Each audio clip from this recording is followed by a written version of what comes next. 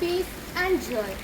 1940 October 18 കന്യാസ്ത്രീകൾ സായാഹ്ന പ്രാർത്ഥനയ്ക്കായി കപ്പേളയിൽ പ്രവേശിച്ച സമയം അൽഫോൻസാമ്മ ധ്യാനിച്ച് പ്രാർത്ഥിച്ചു കിടന്നു.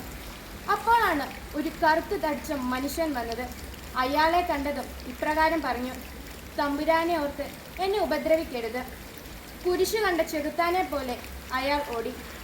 ഈ സംഭവത്തിനു ശേഷം അൽഫോൻസാമ്മയ്ക്ക് ഒരു വാക്ക് സംസാരിക്കാൻ സാധിച്ചിരുന്നില്ല.